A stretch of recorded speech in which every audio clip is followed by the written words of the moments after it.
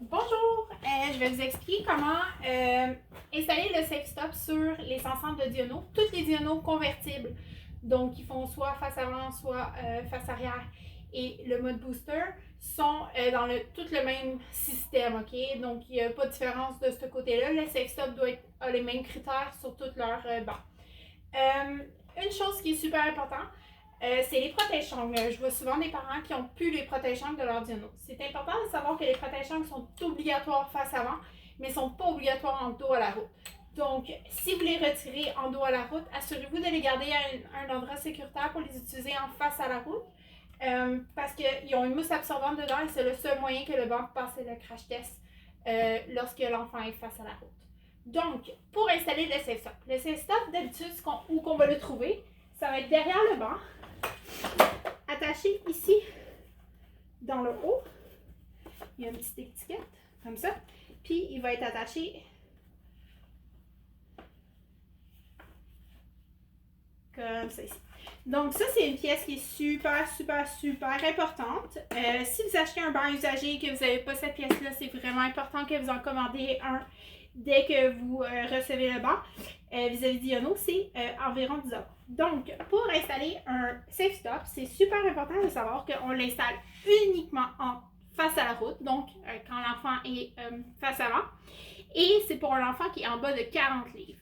Donc, un enfant qui avait 41 livres, on devrait le retirer. Par contre, Diono ont très bien mis en place que si l'enfant oscille entre 39 et 41 livres, ils préfèrent qu'on l'utilise jusqu'à 41 livres, qu'on l'enlève, puis qu'on oublie de le remettre. Puis là, l'enfant est rendu à 39 cette journée-là, puis il y a un accident, puis il n'y a pas le Safe Stop.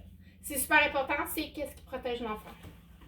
Donc, pour le mettre, je vais juste lousser un peu mon harnais.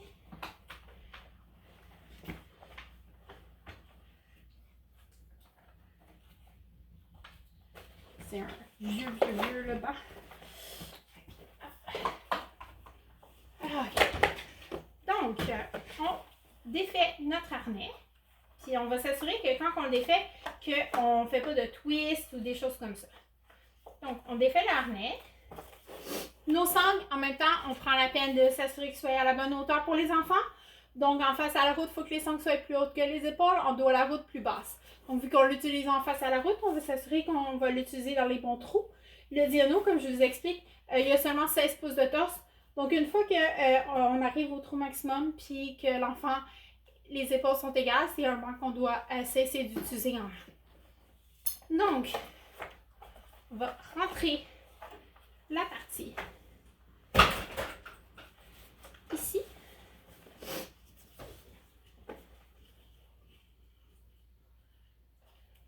Puis, on va remettre nos sangles. Quand on installe, vu que c'est un crochet, on veut vraiment s'assurer que toute la sangle soit vraiment rentrée dans le crochet. Donc, par ici ou par ici. Donc, ça rajoute quand même un espace sur le harnais. Donc, c'est sûr qu'il va falloir qu'on le resserre pour s'assurer que l'enfant est sécuritaire. Donc, ça, c'est comment installer le Safe Stop. Assurez-vous de toujours l'avoir, comme je vous dis, en face avant pour un enfant qui a moins de 40 livres. Et de cette manière-là, c'est le plus sécuritaire. En fait, c'est obligatoire. C'est comme